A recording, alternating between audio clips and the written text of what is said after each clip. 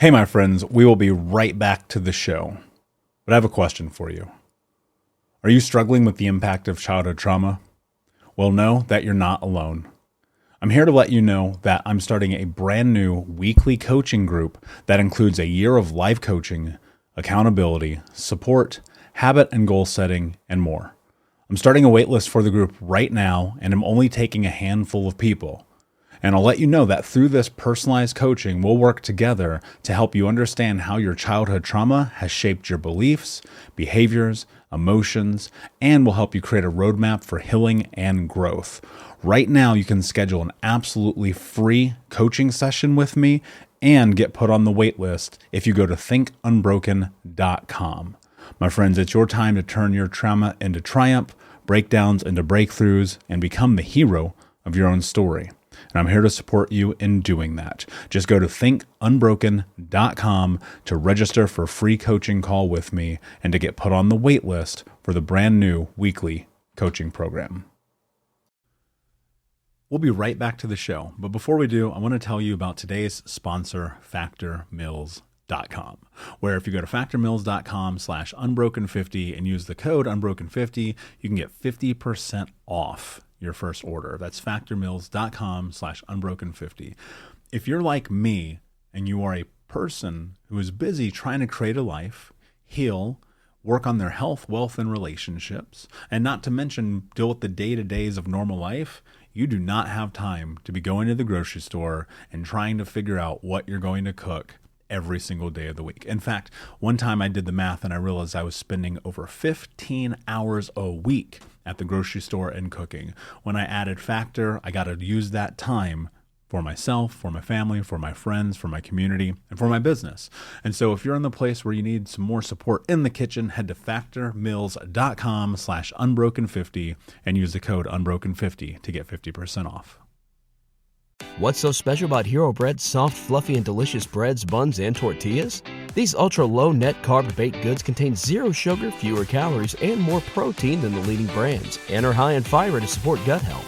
Shop now at hero.co. Hey, my friends, we will be right back to the show. But I have a question for you. Are you struggling with the impact of childhood trauma? Well, know that you're not alone. I'm here to let you know that I'm starting a brand new weekly coaching group that includes a year of life coaching, accountability, support, habit and goal setting, and more. I'm starting a waitlist for the group right now, and I'm only taking a handful of people. And I'll let you know that through this personalized coaching, we'll work together to help you understand how your childhood trauma has shaped your beliefs, behaviors, emotions, and will help you create a roadmap for healing and growth. Right now, you can schedule an absolutely free coaching session with me and get put on the wait list if you go to thinkunbroken.com. My friends, it's your time to turn your trauma into triumph, breakdowns into breakthroughs, and become the hero of your own story. And I'm here to support you in doing that. Just go to thinkunbroken.com to register for a free coaching call with me and to get put on the wait list for the brand new weekly coaching program. Hey, my friends, we will be right back to the show. But I have a question for you. Are you struggling with the impact of childhood trauma? Well, know that you're not alone. I'm here to let you know that I'm starting a brand new weekly coaching group that includes a year of life coaching, accountability, support, habit and goal setting, and more. I'm starting a waitlist for the group right now, and I'm only taking a handful of people. And I'll let you know that through this personalized coaching, we'll work together to help you understand how your childhood trauma has shaped your beliefs, behaviors, emotions, and will help you create a roadmap for healing and growth. Right now, you can schedule an absolutely free coaching session with me and get put on the wait list if you go to thinkunbroken.com. My friends, it's your time to turn your trauma into triumph, breakdowns into breakthroughs, and become the hero of your own story. And I'm here to support you in doing that. Just go to thinkunbroken.com to register for a free coaching call with me and to get put on the wait list for the brand new weekly coaching program. You're listening to the Think Unbroken podcast, and I'm your host, Michael Unbroken. I'm an author, speaker, coach, and advocate for adult survivors of childhood trauma and abuse. In this podcast, you will learn how to transform your trauma into triumph, turn breakdowns into breakthroughs, and go from victim to being the hero of your own story. You can learn more at thinkunbrokenpodcast.com, and of course, check us out on Apple Podcasts and Spotify at Think Unbroken Podcast.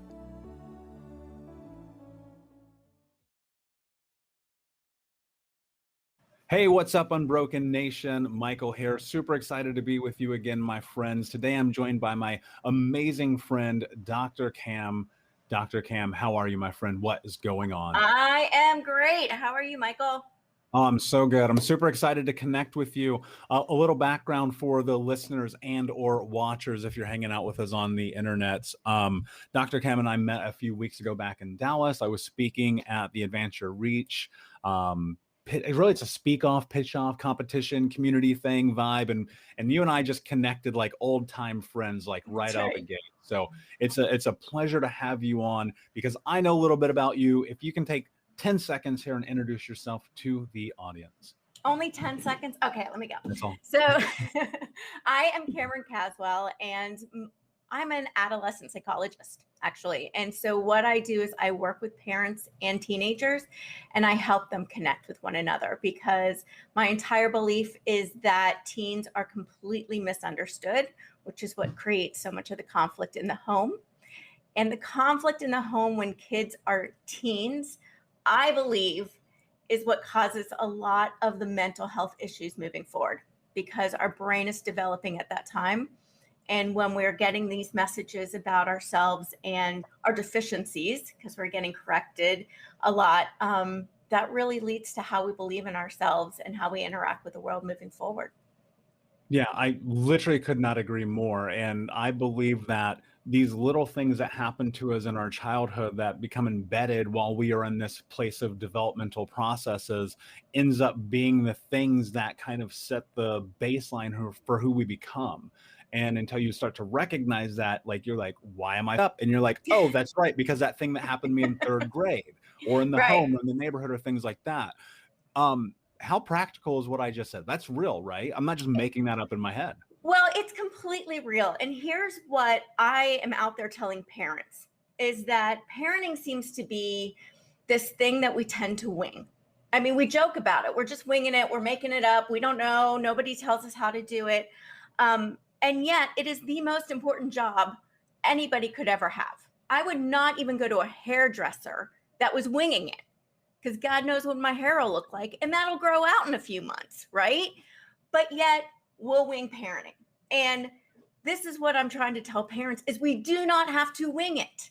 There is information out there. There's a lot of information out there that can show us how to parent and how to help our kids, especially, and my focus is our teens, really build them up with resilience and self-confidence and have a strong connection with them. And those are the things that are most important for their success. We focus a lot on other stuff.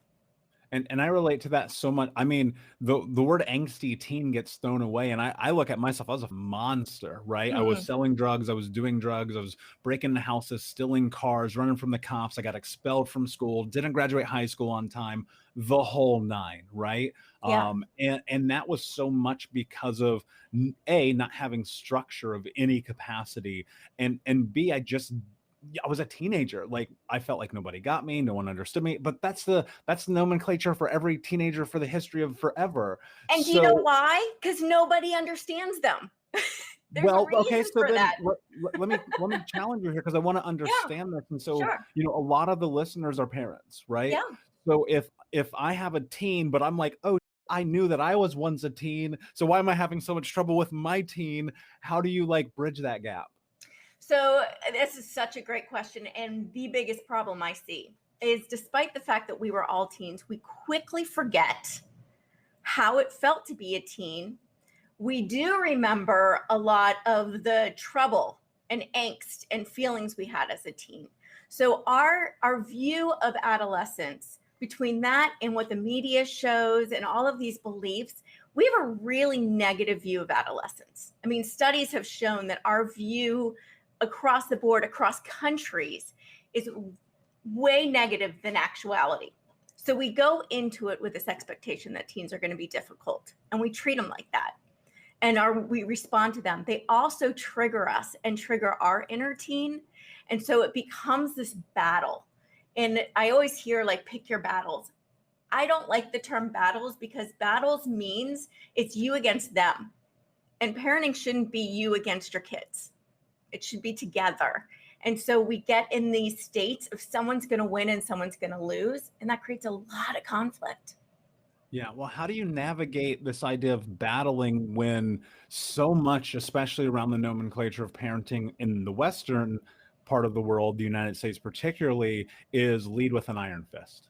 Yeah. And the 50s, 99% of parents parented that way. We've done so much research now to show how much damage that does to self-esteem. We see alcoholism, we see drug use, we see, like, all of these things. And here's the thing that I always find interesting is parents will go, well, that's how I was raised and I turned out okay. And I hear this a lot. Yeah, that's a great question. Did we though? I've yet to meet, I see so many adults every single day struggling with self-esteem, struggling with depression, struggling with bad relationships. Why is this?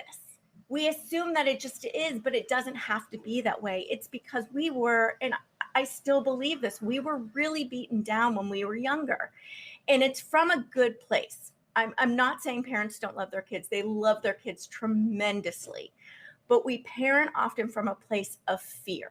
We parent from a place of worried, because we hear all these stories. We're worried our teens are going to go in these bad directions. We're worried they're going to make these bad choices that are going to affect their lives.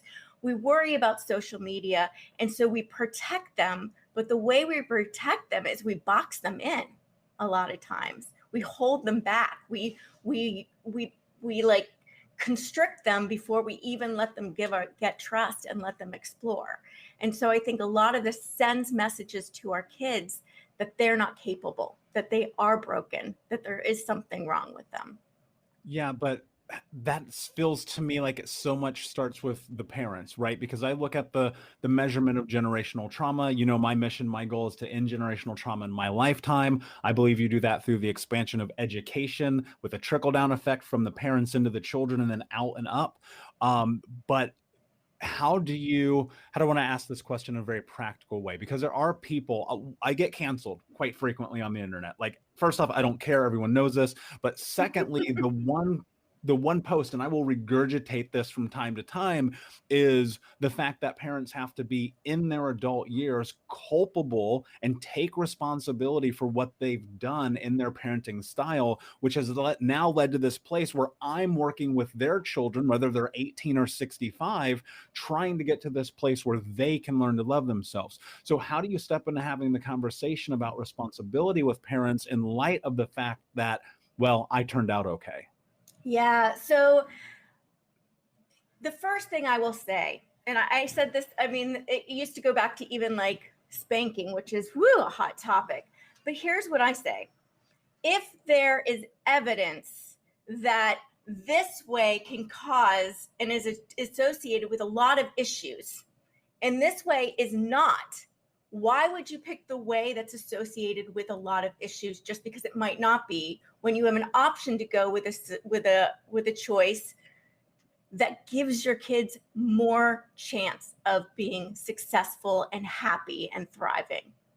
Why would you pick the one that doesn't?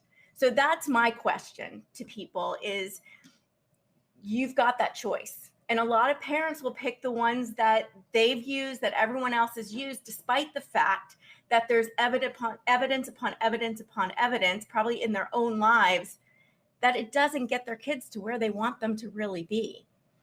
Yeah. Go ahead. No, go ahead. So I get that. And from a logical standpoint, that makes perfect sense. However, in practical application, I feel like it's a lot more difficult. So how do you actually start to navigate that? Okay, so there are actually skills that I teach parents that are critical and can make enormous strides. The first one is remaining calm. This is not an easy one to do, but we all know, and this is for kids, teens in particular, they are a hotbed of emotion. That's how their brains are developed. So when parents add on and pile on their emotions and their own feelings and everything else into that because their kids are triggering them, they're just creating, they're throwing fuel on the fire. It gets bigger and bigger and bigger and bigger. And we're sending the message again that it's us against them and that we're fighting. And now somebody's trying to win. And a lot of times what the key reason we got into the argument for, or a key concern for our kids, gets lost in the fight to win. So my first thing is figure out how to be the one that is grown up and staying calm in the situation so you're not adding to it. The second one that is so important, and this is why every teen says nobody understands me, parents don't understand me, is because we don't. And the way to understand them is to actually listen to them. And it amazes me because we're taught to talk, we're taught to read, we're taught to write. We are never taught to listen, and listen is probably one of the most important communication skills we have. So being able to listen to our kids and actually validate and hear their emotions, as parents, we tend to want to fix. And again, I'm not out here to set the parent up as the evil person, because they're not. They're here to love. We're just making mistakes because we don't know any better. And I'm trying to just let people know there are other ways that we can do this that will make our lives and our teens' lives a lot easier. So one of them is really to listen, to pay attention, and to hear what our kids have to say. A lot of times we try to fix things. We try to lessen their emotion. It's okay. You don't need to be angry about that. I had it worse than you. When we do that, we're invalidating their feelings. And feelings are not negotiable. Feelings are feelings. We can't make our kids not feel angry or sad. We can make them feel bad about feeling angry and sad on top of feeling angry and sad by telling them they shouldn't be feeling that way, but we can't make them stop.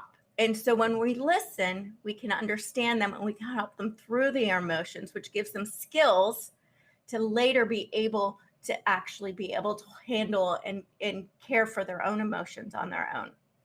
So there's skills like this that are out there. They're actually reduce the conflict, because my whole goal is let's stop all the fighting. There doesn't need to be so much fighting if we're working together on the same team.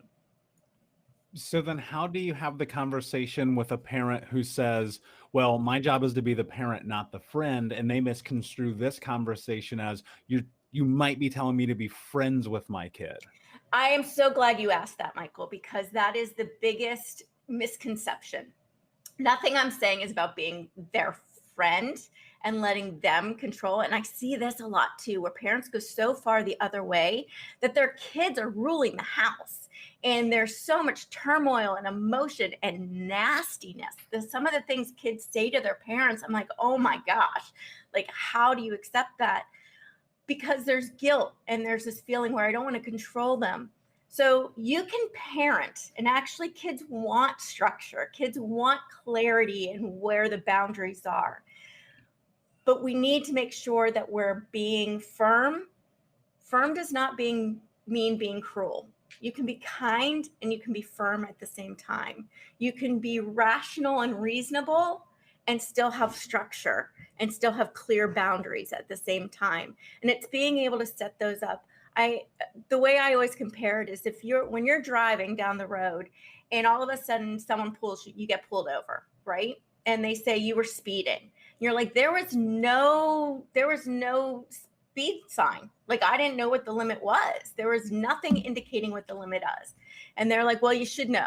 You should know better, right? I told you weeks ago what it was, or you should just know. We'd be pretty angry. Well, this is how teens or kids, all kids, feel, because a lot of times we make up the rules as we go along. We make up or define the boundaries after they've crossed the boundaries, and we define the consequences after they've crossed the boundaries, and the consequences change. And so clarity beforehand on where are the boundaries and why are they there, and what's the consequences, and what happens, what is the consequence always going to be, whether mom or dad catches me going over the line, or I do that, no matter what, it's the same consequence. And the consequence is related to what boundary was crossed. So there's consistency, and this gives kids control over their behavior now. They now know where it goes, and they can make the decision to cross it or not. Yeah, and that makes a lot of sense to me, because I think like structure being this really profound part of human growth. And for me, being routine, doing the same things in and out, knowing my schedule, knowing how I show up in the world. When I was unstructured, I was in, for lack of a better term, chaos. Oh, yeah. And that's how I found myself in, especially as a teen, these incredibly precarious situations. And I would find myself, I was a habitual line stepper. There was no rule. All right, let's do something really practical here. Okay, good. Let's pretend that you are parenting Michael at 16. Oh my God. Okay. Let me put this into context, because this is going to be helpful for people, I think. Yes. So 16-year-old me, I just got expelled from school for selling drugs. I was getting ready to get put into a last chance program. I was getting stoned all day, having sex with my girlfriend all night, smoking and drinking, selling drugs, breaking into cars, sneaking out of the house in the middle of the night, stealing cars. I was running from the cops. I got put in handcuffs. I was working a job at Hollywood Video, making money while I was really hustling and making real money on the outside. That was my cover. I am like almost probably the worst kid that you could possibly have. There's nothing that you could say to me. My grandmother was raising me at the time, because my mom was in and out of rehab, or she was just disappeared.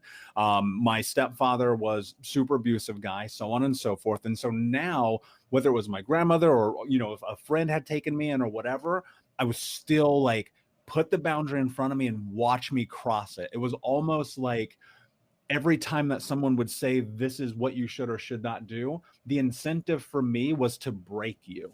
I know this sounds crazy, right? But it was always like, how far can I push you? Part of it was I felt like, okay, if I push you as hard as I can, then eventually you will have to stop trying to be engaged or love me or whatever that is. I understand that now, looking back in retrospect. At the time, however, I was like, you don't tell me what to do. How do you step into the arena with that kid? Well, it's not going to be an overnight fix, but and it's not about fixing too. And this is what I would say to all of that. Everything you listed, all the behaviors, those are not the problem. Those are the symptoms of an underlying problem. And you just listed a lot of problems that you had, right? I mean, you had no structure. You had no security. You had no positive feedback. You had no, unconditional love. I mean, all the things that help us thrive as individuals, you didn't have. So you were left to put up every single defense you possibly could. And it sounds like you were testing over and over and over again every line, because you could just prove to them and proving to yourself that no one cared about you. Like every time you crossed a line, you showed nobody cared, because they allowed you to do that. And more so, I think also it was, I wanted to see what I could get away with. Like I was here's what I think is really fascinating, Dr. Cam, is I was fully cognizant and aware of all the actions that I was taking at that time. And I was just like, how do I game this system? And so dealing with that, and let's say I think you made a really wonderful point about the fact that it's going to take time, but where do you start? You start by, and I actually want to get it back to you too, because you did come around. So I think you already have an answer of what you needed, right? So what I am guessing, but I would love to hear what you actually have to say about it, because you're going to have a lot of insight, and I like learning as well. But it's actually embracing that kid. It's actually finding the good in you, because you're just finding all the bad. The more people say you're a bad kid, the more you're going to prove it. I mean, you just keep leaning into who you believe you are, and you're being told over and over and over again, I have no doubt, that you're just a bad kid. So great, let's lean into that. When we start finding the strengths, and even so many of the things that you were saying, quite frankly, there showed a lot of strength in those, your ability to go out and support yourself, your ability to find out how to make money. And there's things in there that actually sparked some real intelligence and some real strengths in you. You were living them in a very unhealthy way, obviously, but you were showcasing some amazing, amazing attributes. And so I think it's focusing on and having somebody be able to come in and say, no matter what you do, I love you. No matter, you cannot do anything that is going to make me stop loving you. And I'm going to keep focusing in on the strengths that you have. And I'm going to keep showing up for you. And you're just and there. I think as a parent, how do you do that, right? So whether, I have a ton of people reach out to me. I spent time not in foster care, but in foster environments. I spent time in group homes, like the whole nine, right? How, as a parent or a caregiver or someone who's just trying to empower that kid who just needs that one bit of love, that one bit of whatever it is, but they can't receive it, they can't accept it, and you're trying and like you're banging your head against the wall at night trying to figure out like, how do you get in there? What do you do? Because there are people listening right now in this situation with a teen like I was, trying to figure out how to show them that they're cared for in the world.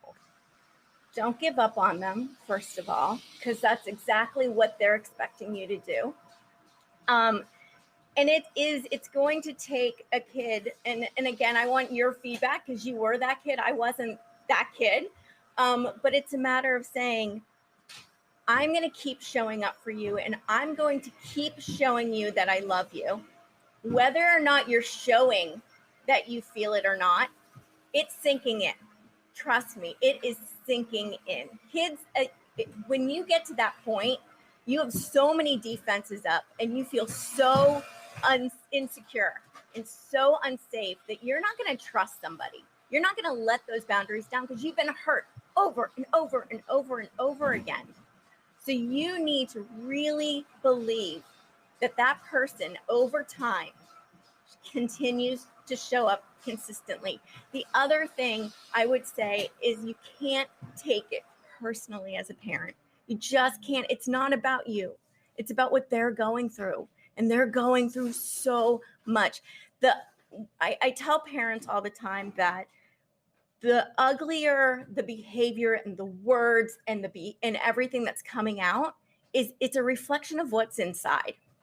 Nobody needs to act out. Nobody needs to say nasty things if they're feeling good about themselves inside, if they're feeling safe. So it's a reflection of what's going inside. So focus on that. Focus on the fact that this kid is hurting this much, that they need to act this way.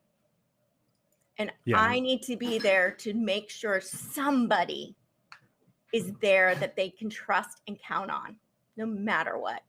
It's not easy. Yeah, that's really powerful. Yeah, and I will definitely contend that it's not easy. And I can go back and look at a couple of key people in my childhood who brought a tremendous amount of value to my life. While in the moment I didn't understand it, in retrospect, it made a lot of sense. And they know who they are. Mr. Hollingsworth, a teacher who one day he looks at me, he goes, "You're not supposed to be here." And he literally goes, "Get your together." Yeah. And that was great. And what happened is, like, the next semester of high school, I finally was in this like last chance program. I'm learning all these skills and I got straight A's. It was crazy, right? There were other circumstances that helped me do that. But then another teacher, Mr. Bush, my business teacher, no less, failed me. And he's the reason why I didn't graduate on, well, let me rephrase it. I'm the reason I didn't graduate high school on time, but he was the catalyst in that, because when I walked up to his classroom at the end of the senior year, my girlfriend had called me. I was at home smoking weed and playing video games. And she's like, "By the way, you're not graduating." I was like, "Whoa, what are you talking?" I already knew. And so I go to school, I bang on the door. I go, "Mr. Bush, what the is wrong with you? Why aren't you passing me?"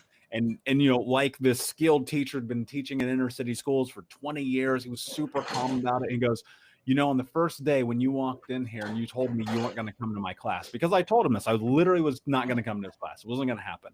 Yeah. He said, "Well, check in with me and do homework." I didn't do that one time. And then in that moment, he taught me a lesson that carries with me today. It's the most important thing anyone has ever told me. He said, You have to understand something about life. Your charms and your good looks are not going to get you by. You're going to have to do the work. And that became this huge catalyst for me to be able to look forward. And I'm going somewhere with this. When I think about resilience, and you go look at the research around resiliency, one of the key indicators of whether or not people will have those traits of resiliency is whether or not a single person conveys love. Yep. And so as you're moving into that, and as you're battling this as a parent, and as you're working with teens and creating this impact in their lives, the thing that I would say is that there is a possibility that you are ingraining things that you don't even understand right now just by showing up. Yes. How, Dr. Cam, this is what I think is really important. When you hit that precipice of you're like, I'm ready to give up. I can't do this anymore. I've tried everything. We've gone to therapy and we talked to the counselors and we've got the books and blah, blah, blah. And the kid's still a nightmare and you're ready to quit. What do you do? Well, you need to take care of yourself too. And I say this and people are like, when, how? But here's the thing. If you're going to show up and keep showing up for this kid or any child, any person, if you're completely empty and exhausted and at your end, you have nothing left to give that person. So there's ways to do that where it's not just shutting that kid out, but it's setting boundaries, right? You need to set boundaries that still keep yourself and care for yourself and living that life that is important to you. And so I tell this with parents that have very difficult kids too. It's like, you still need to find time in your life and create the life that you want and live the life you want with the child in it, but you're living your life, right? You're not letting your child dictate how you live your life, because a lot of parents, a lot of people let them do that. Once you start doing that and you're starting to be able to fill yourself up and you're starting to find your own place, then you will have enough to keep giving and find support. If you're running out, find someone that can support you. But the thing is, and Michael, you know this more than anyone, if you give up after you've put in so much time, you're telling that kid that everybody's going to leave them. Everybody's going to leave them. And that, I don't care how exhausting it is, if that child is important to you, that's the one message you can't give them. So take care of yourself so you have it in there. So I would love to hear like your story. And I love the stories that you're saying of your teacher, because yes, if just one trusted individual adult person is in that kid's life, that can save them. If it's the parent, that is far more effective, because that parent is there every single day in their life forever, right? So the parent is the ideal person to do that. But your teachers, I can bet, were like, oh, he's not hearing me.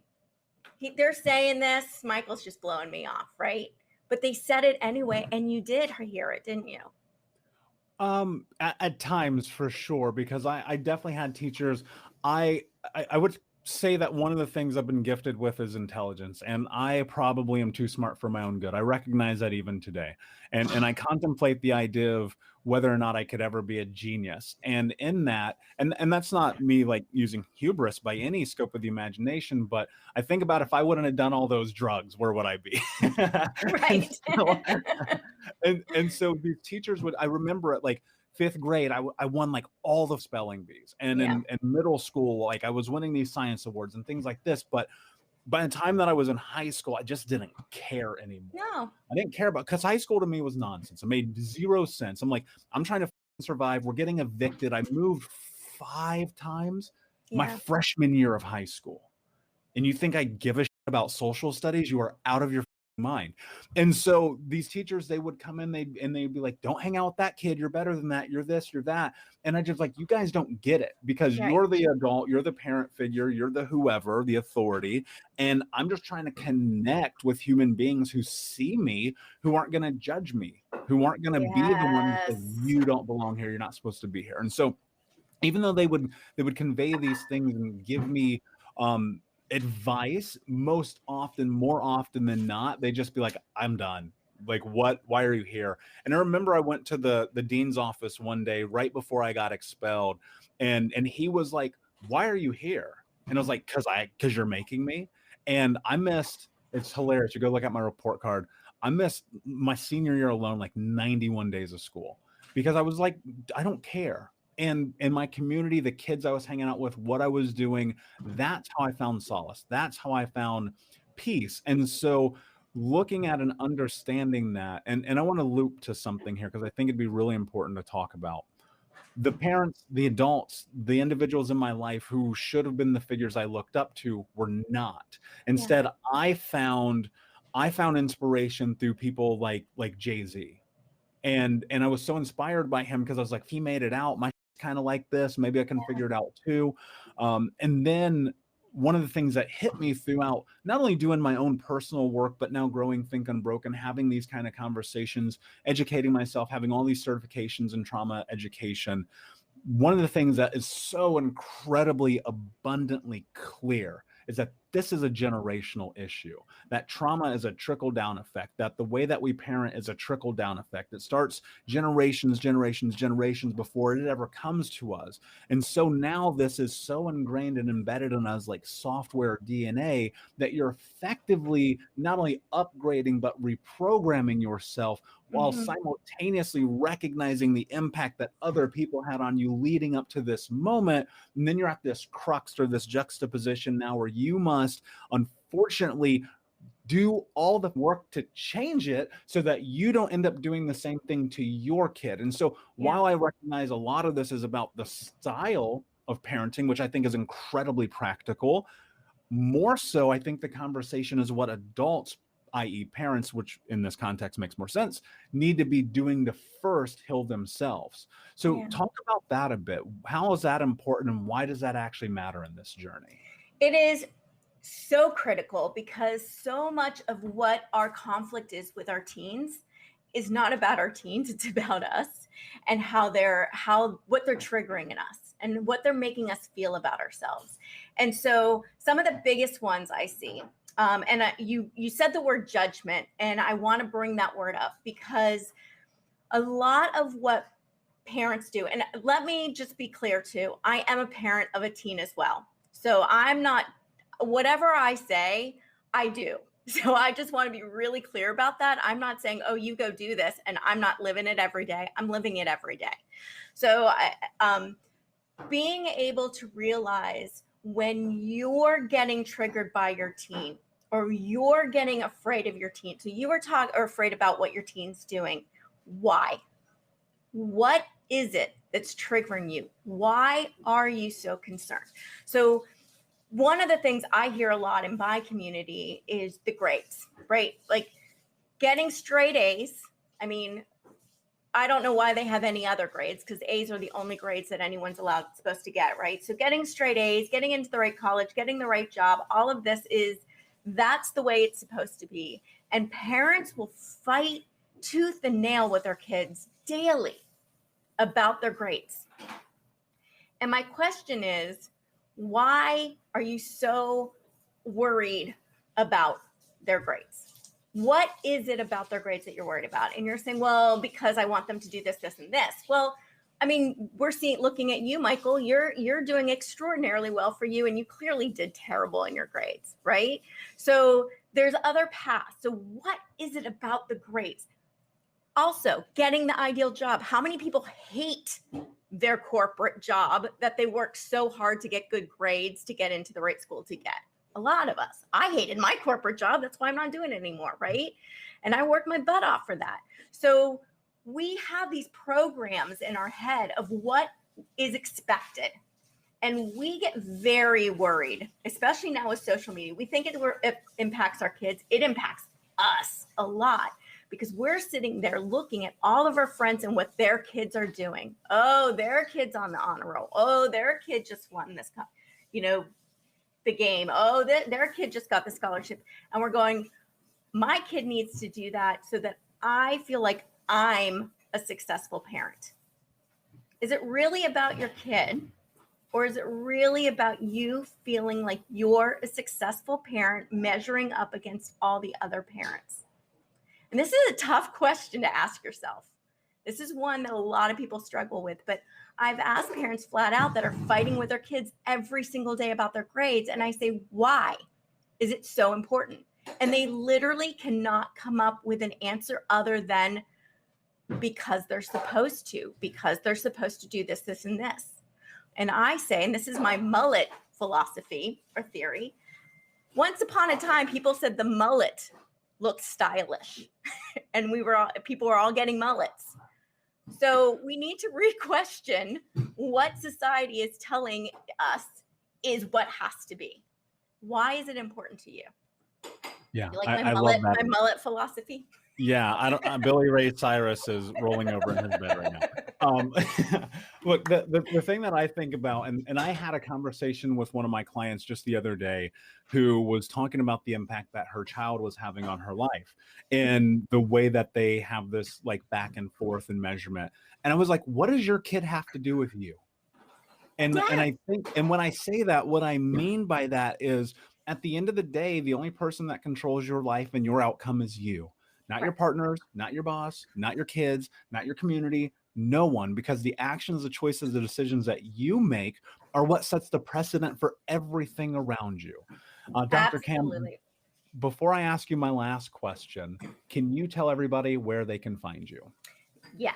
So I also have a podcast. It's called Parenting Teens with Dr. Cam, and it's about parenting teens, and it's with me, Dr. Cam. So it's easy to remember. And you can go to my website, which is askdrcam.com, and that's just askdrcam.com, and you can find all kinds of free resources and information there. I love it. Yeah, that's super important. There's tons of resources that I think parents need, because there is no playbook for this called life. Dr. Cam, amazing conversation. Thank you so much for being here, my friend. My last question for you is, what does it mean to you to be unbroken? That's a powerful one. To be unbroken to me means to be confident in who you are and to believe that who you are is exactly who you're supposed to be. And I think we often look at our failures or where we don't measure up to other people as being broken rather than just as being our unique selves and different. And so we can't measure ourselves to other people, because then we'll always find places we're broken. If we just measure ourselves to ourselves, we're going to find that we are unbroken. I love it. That's beautiful. Very well said, my friend. Unbroken Nation, thank you so much for hanging out today. Please like, subscribe, comment, tell a friend, and until next time, my friends, be. Thank you so much for listening to Think Unbroken. Please share this episode with someone who could use it and help us move forward in our mission of ending generational trauma in our lifetime. And if you would, please take 5 seconds to pop on iTunes or Spotify, hit that 5-star, leave a review, and you can also reach out to us on social at Michael Unbroken or at Think Unbroken. And of course, you can check out our YouTube channel at Think Unbroken. Thank you for being a part of Unbroken Nation, my friends, and until next time, be unbroken. Hey, my friends, we will be right back to the show, but I have a question for you. Are you struggling with the impact of childhood trauma? Well, know that you're not alone. I'm here to let you know that I'm starting a brand new weekly coaching group that includes a year of live coaching, accountability, support, habit and goal setting, and more. I'm starting a waitlist for the group right now, and I'm only taking a handful of people. And I'll let you know that through this personalized coaching, we'll work together to help you understand how your childhood trauma has shaped your beliefs, behaviors, emotions, and will help you create a roadmap for healing and growth. Right now, you can schedule an absolutely free coaching session with me and get put on the wait list if you go to thinkunbroken.com. My friends, it's your time to turn your trauma into triumph, breakdowns into breakthroughs, and become the hero of your own story. And I'm here to support you in doing that. Just go to thinkunbroken.com to register for a free coaching call with me and to get put on the wait list for the brand new weekly coaching program.